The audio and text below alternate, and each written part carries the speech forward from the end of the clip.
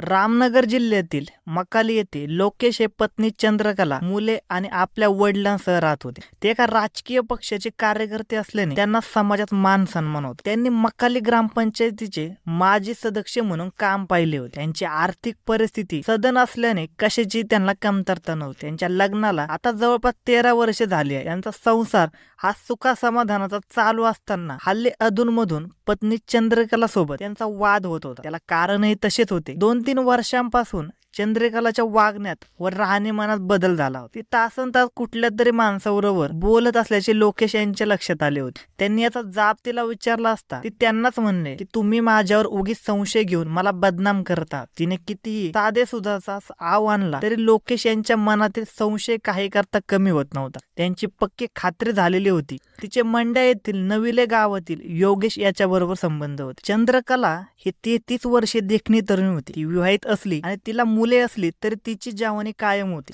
सदन परिस्थिती असल्याने व नीटनेटके राहणे असल्याने तिची जवानी उठून दिसत होती. सोशल मीडियावर तिचे सुंदर फोटो पाहून अनेकांची नियत बदलत होती. यातच एक तरुण होता योगेश. त्याने तिच्याशी चॅटिंग करत ओळख वाढवली. ओळखीचे रूपांतर मैत्रीत आणि त्यानंतर प्रेमात कधी झाले हे त्या दोघांनाही समजले नाही. आता तो तिच्या घरी येऊ लागला. ती त्याच्या सोबत फिरायलाही जाऊ लागली. लोकेश कामानिमित्त नेहमी बाहेर असे. ही संधी साधून घरातच चंद्रकला योगेश सोबत शरीर संबंध ठेवू लागली. कसली भीती न बाळगता ती आता कामक्रीडेच रंगून जात होती. त्या दोघांचा हा नंगा नाच एकदा तिच्या सासऱ्याने पाहिला. आपली सून आपल्याच घरात परपुरुषासोबत विवस्त्र अवस्थेत शरीर संबंध करत असल्याचे पाहून त्यांचा पारा चढला. त्याने त्या दोघांवर राग व्यक्त केला, पण ते वृद्ध असल्याने त्या दोघांनी त्यांनाच गप्प बसवले आणि या प्रकाराची वाच्यता केल्यास परिणाम चांगले होणार नाही याची धमकी दिली. त्या दोघांसमोर ते गप्प बसले, पण मुलगा लोकेश येताच त्यांनी त्याला सगळा प्रकार सांगितला. आपल्या बायकोचा प्रताप ऐकून लोकेश यांना राग आला. त्यांनी तिला लगेचच जाब विचारला, पण ती कानावर हात ठेवत असल्यामुळे संतप्त लोकेश यांनी पत्नी चंद्रकलास घरातून हाकलून लावली. पतीने घराबाहेर काढल्याचा तिच्यावर काहीच परिणाम झाला नाही. ती थेट प्रियकर योगेशकडे गेली. तिथून चंद्रकला आणि योगेश हे जोडपे बंगळूर येथे जाऊन राहू लागले.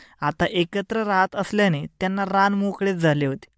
ती योगेश बरोबर मौज मजा करत असल्याने मकाली गावात त्या दोघांच्या संबंधाची चर्चा होऊ लागली होती. तिच्या या वागण्यामुळे लोकेश यांची प्रतिष्ठा धुळीला मिळालेली होती. या सगळ्या प्रकाराने लोकेश यांच्या तळपायाची आग मस्तकात गेली होती. अखेर त्यांनी बंगळूर येथे जाऊन तिला समजावून सांगण्याचा प्रयत्न केला. योगेश बरोबरचे संबंध तोडण्याचा देखील तिला सल्ला दिला, परंतु तिने सल्ला धुडकावला. इतकेच नाही तर तुमच्या प्रॉपर्टी मधील माझा हिस्सा मला मिळाला पाहिजे आणि मी तुम्हाला सोडून प्रियकरासोबतच राहणार असे तिने त्यांना ठणकावून सांगितले होते. एकतर आधीच तिने तिचे विवाहबाह्य संबंध तोडून आपल्या सोबत राहावे नाही तर आपल्या प्रॉपर्टीतील हिस्सा सोडून द्यावा अशी अट लोकेश यांनी तिला घातली होती. खरे तर तिला प्रॉपर्टी पाहिजे होती, परंतु नवरा नको असल्यामुळे दोघांमधील भांडणे वाढली होती. ही भांडणे मिटवण्यासाठी लोकेश हे तिला भेटायला म्हणून आठवड्यातून 2दा बंगळूरला जात येत होते.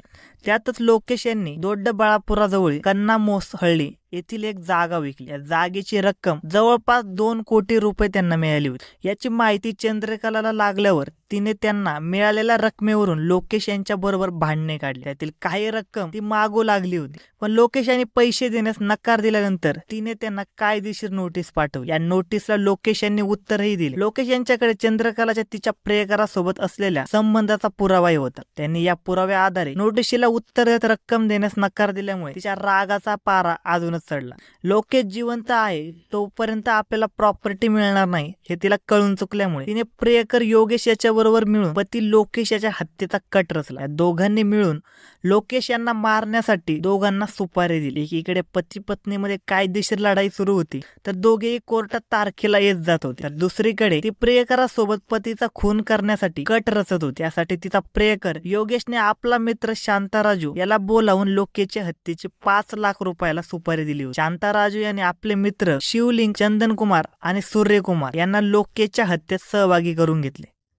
चंद्रकला, योगेश आणि सुपारी घेणाऱ्या चौघांनी मिळून लोकेश यांच्या हत्येचा प्लॅन रचला. लोकेश यांना कुठे मारायचे, कसे मारायचे, हत्या करून ती आत्महत्या दाखवायची असा सगळं प्लॅन त्यांनी रचला होता. दिनांक 23 जून 2025 रोजी चंद्रकला हिने पती लोकेश यांना केस संदर्भात चर्चा करायची आहे म्हणून बंगळूर येथे बोलावून घेतले. त्या दिवशी ते मकाली येथून आपल्या काळ्या रंगाची कार घेऊन बंगळूरला आले. ते चंद्रकलाला भेटले. हा वाद मिटावा असा त्यांचा प्रयत्न होता, पण चंद्रकलाच्या मनात वेगळेच होते. तिने उशिरापर्यंत त्यांना बोलण्यात गुंतवून ठेवले आणि नंतर वाद घालण्यास सुरुवात केल्यामुळे लोकेश हे रात्री उशिरा बंगलोरहून परत मक्काली येथे जाण्यास निघाले. रात्री ते कारने कासरपुरा रोडवरील कानवा धरण रस्त्यावर आले असताना त्यांच्या मागून एक कार आली. ती कार त्यांच्या कारच्या आडवी लावून कारमधील लोकांनी त्यांना थांबवले. कारमध्ये 5-6 जण उतरले. त्यांनी लोकेश यांना कारमधून बाहेर काढून मारहाण करायला सुरुवात केली. या मारहाणी आणि झटापटीत लोकेश हे मारेकरांच्या तावडीतून सुटून पळून जात असताना खाली पडले. त्यावेळी शांतराजाने आपल्याकडे विषाची बाटली लोकेश यांच्या तोंडात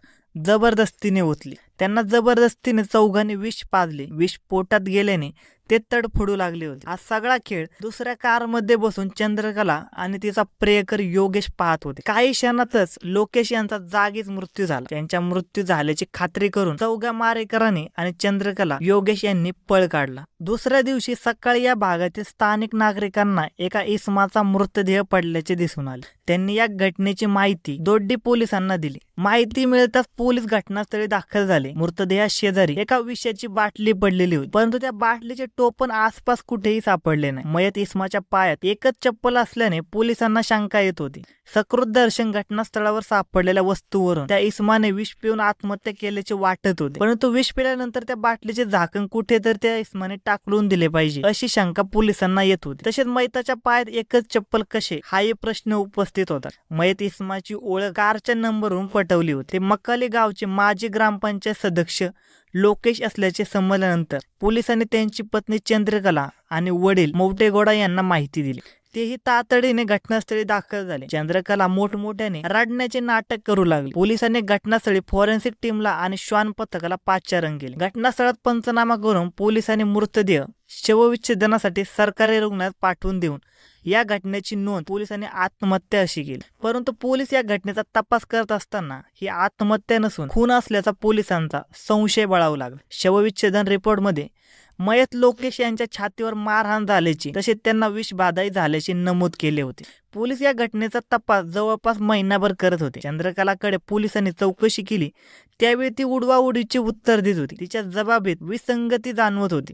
पोलिसांनी लोकेशचे वडील मौटेगौडा यांच्याकडे चौकशी केली त्यावेळी चंद्रकलेचा भांडाफोड झाला. त्यांनी पोलिसांना सांगितले सून आणि मुलगा यांच्यात नेहमी भांडण होते. चंद्रकलाची विवाहबाह्य संबंध असल्याने ती प्रियकर योगेश याच्या बरोबर बंगलोरमध्ये राहत होती. तसेच ती लोकेशकडे प्रॉपर्टीतील हिस्सा देखील मागत होती. त्याने नकार दिल्याने तिनेच त्याला मारून टाकल्याचा संशय त्यांनी व्यक्त केला. या संशयावरून पोलिसांनी चंद्रकला आणि तिचा प्रियकर योगेश यांना ताब्यात घेतले. त्यांच्याकडे या घटनेची चौकशी केली असता अखेर चंद्रकलाने गुन्हा कबूल केला. नंतर योगेशनेही गुन्हा कबूल केला. धन्यवाद मित्रांनो. अशाच नवनवीन मराठी क्राईम स्टोरीज ऐकण्यासाठी आजच आपला युट्यूब चॅनल क्राईम कट्टा याला सबस्क्राईब करा.